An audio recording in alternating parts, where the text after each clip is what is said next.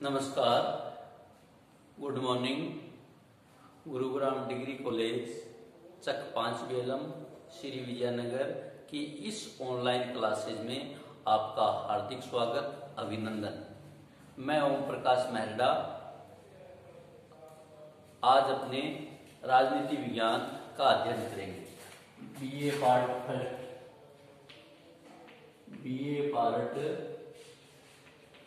First राजनीति विज्ञान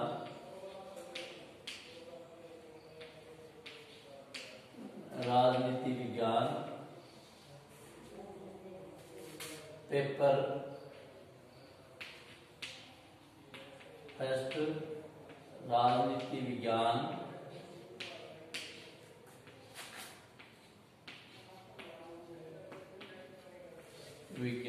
के मूल आधार, राजनीति विज्ञान के मूल आधार। टॉपिक हमारा रहेगा व्यवहारवाद।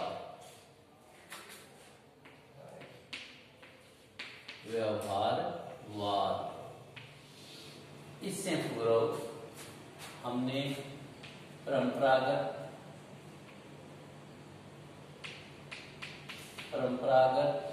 तथा आधुनिक दृष्टिकोण का अध्ययन किया था। परंपरागत तथा आधुनिक दृष्टिकोण का अध्ययन किया गया था। परंपरागत दृष्टिकोण में राज्य और सरकार का अध्ययन होता है, राज्य व सरकार। और आधुनिक दृष्टिकोण में राज व्यवस्था, मानव क्रियाएं,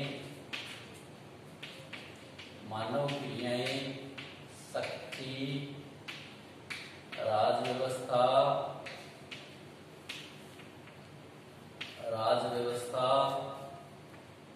तथा निर्णय निर्माण इनका अध्ययन किया गया। परंपरागत और राजनीति विज्ञान, परंपरागत और आधुनिक दृष्टिकोण में हमने परंपरागत में राज्य और सरकार का अध्ययन किया, या राज्य और सरकार के अध्ययन से राजनीति विज्ञान मानते हैं। आधुनिक दृष्टिकोण में मानव क्रियाएं, शक्ति, राज व्यवस्था तथा निर्णय निर्माण, ये सारी क्रियाएं मिलके राजनीति विज्ञान कहते हैं। इसमें हम व्यवहारवाद में हम सबसे पहले प्रस्तावना, व्यवहारवाद की शुरुआत कहाँ से हुई।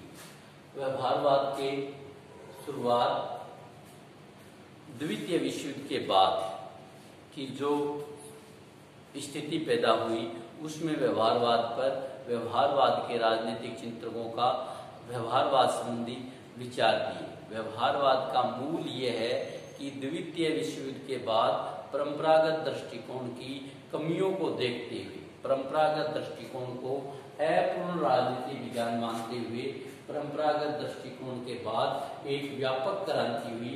व्यापक क्रांति जिसमें समस्त समाज विज्ञानों को प्रभावित किया, जिसने दूसरे समाज विज्ञान थे, इतिहास, भूगोल, अर्थशास्त्र, नीति शास्त्र, मनोविज्ञान, सभी को प्रभावित किया। उसी प्रकार इस क्रांति ने राजनीति विज्ञान को भी प्रभावित किया और राजनीति विज्ञान की एक नई क्रांति पैदा हुई, जिसे हम राजनीति का सहचर कहते हैं। इस क्रांति के द्वारा हमने व्यवहारवाद का अध्ययन किया। अब व्यवहारवाद का आशय क्या है? व्यवहारवाद का आशय अर्थात अर्थ क्या है? राजनीति विज्ञान को व्यवहारवाद के अर्थ को विवेचना करने के लिए हमने कई टॉपिकों का विवेचन करना होगा। डेविड स्टन यह कहते हैं, डेविड स्टन व्यवहारवाद को व्यक्ति पर केंद्रित करते हैं, व्यक्ति के व्यवहार पर केंद्रित करते हैं। शिवली इसको परीक्षण से संबंधित मानते हैं। रॉबर्ट ए डहल ने व्यवहारवाद का आशय इस प्रकार स्पष्ट किया है। रॉबर्ट ए डहल के अनुसार नंबर 1 है परंपरागत दृष्टिकोण से दृष्टिकोण से असंतुष्ट, परंपरागत दृष्टिकोण से असंतुष्ट।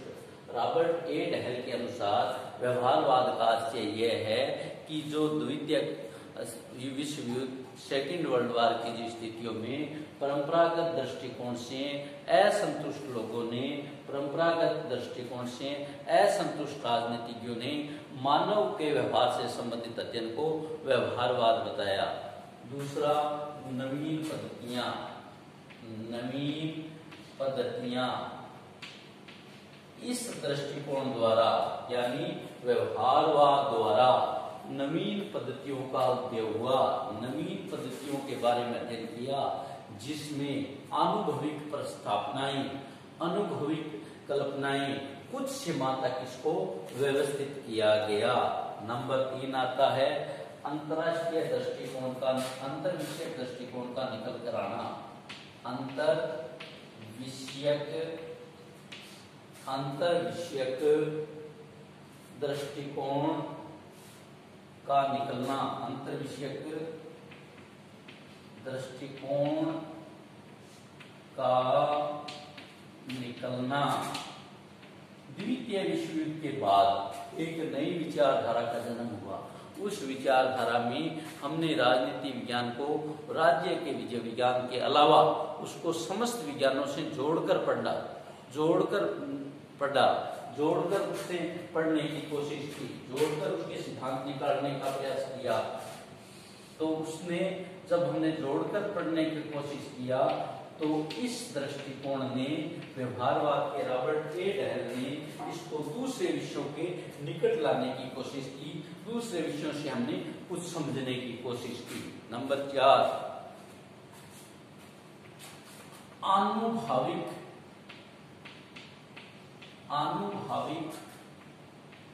तथ्यों के अलावा, आनुभाविक तथ्यों के अलावा वैज्ञानिकता प्रदान करना।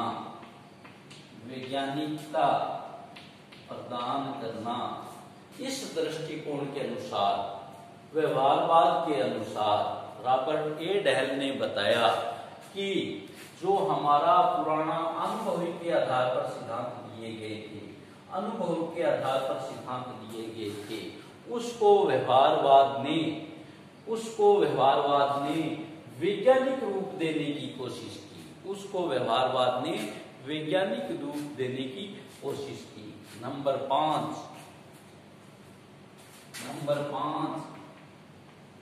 पर्यवेक्षण। नंबर 5 पर्यवेक्षण किए जाने वाला व्यवहार, पर्यवेक्षण किए जाने वाला व्यवहार, पर्यवेक्षण किए जाने वाला व्यवहार। रॉबर्ट ए डहल के अनुसार इसमें इस प्रकार के व्यवहार की कल्पना की गई, इस प्रकार के व्यवहार को अपनाया गया जो व्यवहार मानव व्यवहार का पर्यवेक्षण करता है। मानव व्यवहार के पर्यवेक्षण के बाद हमने जो व्यवहार निर्धारित किया वो व्यवहारवाद के अंतर्गत आया, वो व्यवहारवाद माना। नंबर 6 उद्देश्य स्पष्ट करना। व्यवहारवाद दृष्टिकोण के अनुसार, व्यवहार दृष्टिकोण में रॉबर्ट ए डहल के अनुसार यह ऐसा व्यवहार है, ऐसी कल्पना है, ऐसा दृष्टिकोण है जिसने पूर्ण रूप से उद्देश्य स्पष्ट करने की कोशिश की है, जिसने पूर्ण रूप से उद्देश्य स्पष्ट किए हैं। ये है हमारा व्यवहारवाद का आशय। व्यवहारवाद के आशय से हमारा मतलब ये है कि इसने परंपरागत दृष्टिकोण से असंतुष्ट लोग थे तो उन्होंने एक नया दृष्टिकोण दिया जिसको व्यवहारवाद दिया। नई पद्धतियों को अपनाया गया, उसको व्यवहारवाद नाम दिया। अंतर विषयक दृष्टिकोण को जिस दृष्टिकोण ने निकटता लाई उसे व्यवहारवाद का नाम दिया। अनुभविक तथ्यों के अलावा पुराने जितने भी दृष्टिकोण थे उन्होंने अनुभव के आधार पर अपने विचार दिए थे। इन्होंने अनुभविक तथ्यों के अलावा जिसने वैज्ञानिकता का रूप दिया उसको व्यवहारवाद का नाम दिया। परिवेक्षण का करके जो तथ्य प्रकट किए उसको व्यवहारवाद का नाम दिया। जिसने उद्देश्य स्पष्ट किए उसने व्यवहारवाद का नाम दिया। इस प्रकार से हमें व्यवहारवाद के आशय और प्रस्तावना स्पष्ट करने का प्रयास किया। नेक्स्ट जो पॉइंट है हमारा सी नंबर, ए नंबर था प्रस्तावना, बी नंबर था व्यवहारवाद का आशय, सी नंबर जो पॉइंट है व्यवहारवाद के उद्देश्य और विकास के कारण। व्यवहारवाद के उद्देश्य एवं विकास के कारण, विकास के कारण, उद्देश्य एवं विकास के कारण व्यवहारवाद कोई भी दृष्टिकोण, कोई भी विचारधारा, नई विचारधारा पैदा होती है तो उसके कुछ न कुछ कारण रहते हैं। इसमें व्यवहारवाद भी इसी प्रकार हमारा राजनीतिक विज्ञान का तीसरा दृष्टिकोण है। उससे पहले परंपरागत तथा आधुनिक दृष्टिकोण का हम अध्ययन कर चुके हैं। अब व्यवहारवाद के जब पूर्व में दो उद्देश्य थे, पूर्व में दो दृष्टिकोण थे, तो तीसरे दृष्टिकोण का उद्देश्य क्यों हुआ, विकास क्यों हुआ, इससे संबंधित हम स्पष्ट करने की कोशिश करेंगे। नहीं है पर एक नंबर है इसमें परंपरागत दृष्टिकोण, परंपरागत दृष्टिकोण, परंपरागत दृष्टिकोण के प्रति असंतोष, परंपरागत दृष्टिकोण के प्रति असंतोष। असंतोष क्यों हुआ, ये मुख्य बात, ध्यान देने वाली बात है, समझने वाली बात है। द्वितीय विश्व युद्ध में राजनीतिज्ञ तथा अन्य लोगों को तो पूर्ण रूप से मान सम्मान दिया गया, अन्य लोगों को तो पूर्ण रूप से मान सम्मान दिया गया, किंतु जो राजनीति विज्ञान के विचारक थे, जो राजनीति विज्ञान के विद्वान थे, उन्हें उस समय तक विचार नहीं दिया गया, उन्हें मान सम्मान नहीं दिया गया, उन्हें आदर नहीं दिया गया। इसलिए जो राजनीति विज्ञान के विचारक थे उन लोगों में विरोध पनपा, उन लोगों ने विरोध पनपा, तो उन्होंने व्यवहारवाद का उद्देश्य किया, उन्होंने व्यवहारवाद को समझने की कोशिश की। दूसरा कारण यह था, एक तो मान सम्मान नहीं दिया गया, दूसरा कारण आज तक जितने दृष्टिकोण में थे, चाहे परंपरागत हुआ चाहे हमारा आधुनिक हुआ, सभी में सैद्धांतिक बातों पर ध्यान दिया गया, सभी में सैद्धांतिक विचार अपनाए गए, जबकि उसमें वैज्ञानिक विचार नहीं अपनाए गए। तीसरा, जो प्रवृत्तियां हुई दो युद्धों के बीच, उन काल में जो फांसीवाद, प्रजातिवाद, एकाधिकार की प्रवृत्ति हुई, उनमें राजनीति वालों ने मानव क्रिया से संबंधित अध्ययन नहीं किया गया, तो इसलिए इस दृष्टिकोण में मानव क्रिया से संबंधित अध्ययन किया गया। चौथा था हमारा, इसमें लोकप्रियता को देने के लिए जितना राजनीति विज्ञान को लोकप्रिय बनाना था उतना लोकप्रिय नहीं बनाया गया, इसलिए लोकप्रियता के लिए व्यवहारवाद का उदय हुआ। पांचवा था, इसको अन्य विज्ञानों के नजदीक नहीं लाया गया, जबकि इसमें इसको अन्य समाज विज्ञानों के नजदीक लाने का प्रयास किया गया। छठा जो इसमें विचार था, इसमें द्वितीय विश्व युद्ध के बाद एक ऐसा वातावरण तैयार हुआ जिसमें राजनीति विज्ञान को पर्याप्त संतोष नहीं मिला, इसलिए इसको नई रूप देने के लिए राजनीति विज्ञान में व्यवहारवाद लाया गया। दूसरा है अन्य समाज विज्ञानों से प्रेरणा, अन्य समाज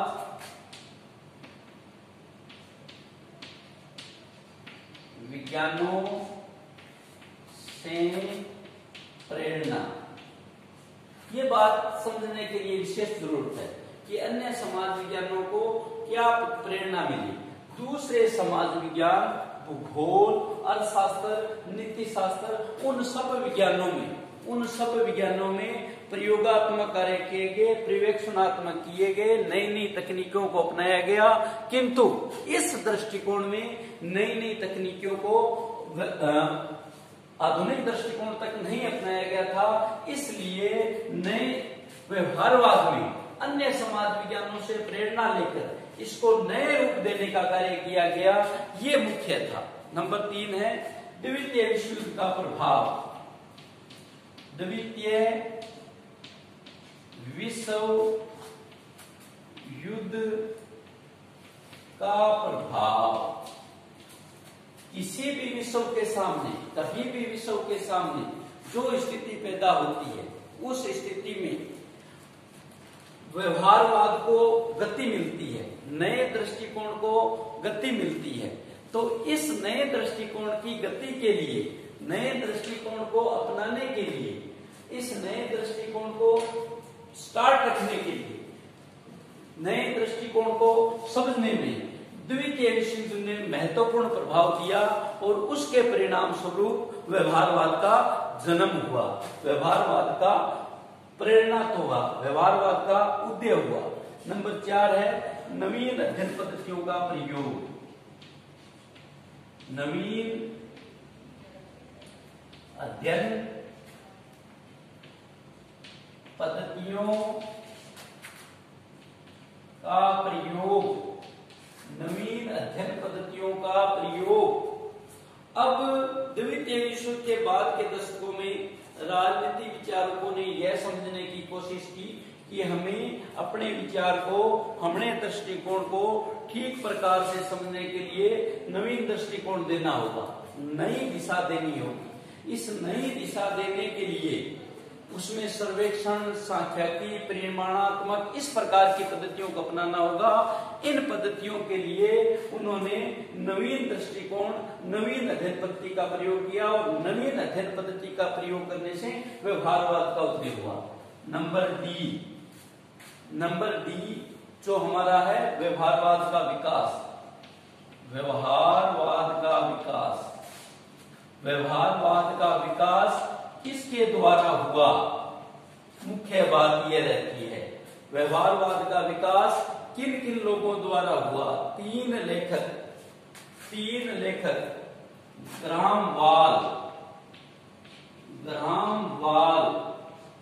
ग्रामवाल ने अपना एक ग्रंथ लिखा, the process of government, human nature of political, human nature of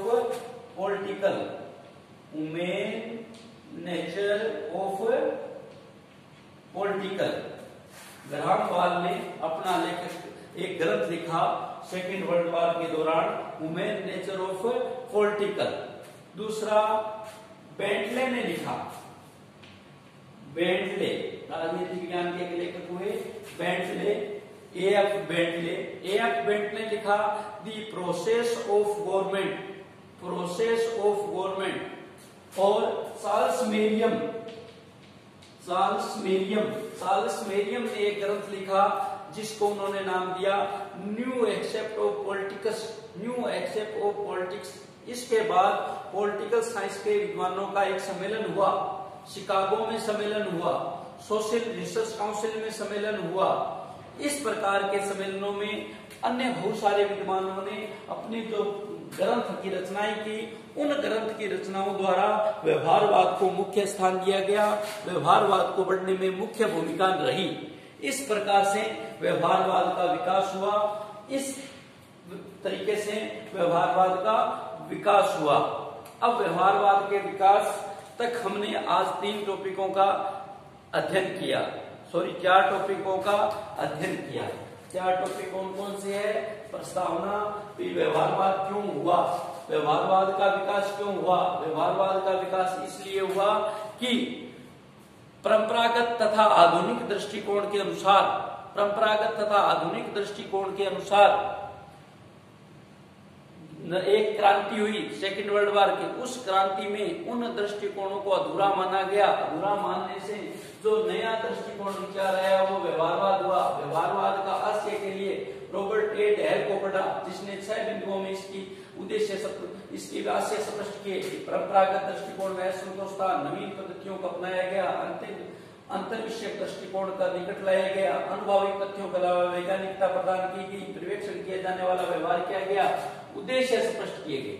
C number point था व्यवहारवाद के उद्देश्य और विकास के कारण व्यवहारवाद दृष्टिकोण के प्रति परंपरागत दृष्टिकोण के प्रति असंतोष होने के कारण नया दृष्टिकोण आया। उसमें मैंने आपको 5-6 पॉइंट बताए कि उसमें समाज वैज्ञानिकों को ध्यान नहीं दिया गया, राजनीति विज्ञान के विद्वानों को मान सम्मान नहीं दिया गया, पर्यवेक्षण नहीं दिया गया, नई पद्धतियां नहीं अपनाई गई। इस प्रकार से 6 टॉपिकों का अध्ययन हुआ। नंबर 2 था अन्य समाज विज्ञानों की प्रेरणा। दूसरी समाज विज्ञान की प्रेरणा से पर्यवेक्षण, सांख्यिकी, परिमाणात्मक पद्धतियों को अपनाया गया, उसके द्वारा मानव व्यवहार का अध्ययन किया गया, फिर व्यवहारवाद आया। नंबर 3 द्वितीय विश्व युद्ध का प्रभाव। द्वितीय विश्व युद्ध ने जो प्रभाव छोड़े थे उसमें राजनीतिक विज्ञान में छूटा नहीं रहा और उसमें व्यवहारवादों को अपनाया गया। नंबर 4 नवीन अध्ययन पद्धतियों का विकास। नई जो अध्ययन पद्धतियां आई उन्होंने भी व्यवहारवाद के विकास में योगदान दिया। और नंबर 4 मुख्य पॉइंट है व्यवहारवाद का विकास कैसे हुआ। 3 लेखक ग्रामवाल तथा बेंटले तथा मेरियम 3 लेखकों ने मुख्य योगदान दिया। ग्रामवाल की books human nature of politics और दूसरी बेंटल ने अपनी बुक्स लिखी द प्रोसेस ऑफ गवर्नमेंट और मेरियम ने अपनी बुक्स लिखी न्यू एक्सेप्ट ऑफ पॉलिटिक्स। इन लेखकों द्वारा इनके द्वारा यह समझने की कोशिश की गई, यह सोचने की कोशिश की गई कि हमें व्यवहारवाद को कैसे समझाया जा सकता है। थैंक यू, धन्यवाद। आप इस पढ़ते रहिए, घर में रहिए, सुरक्षित रहिए।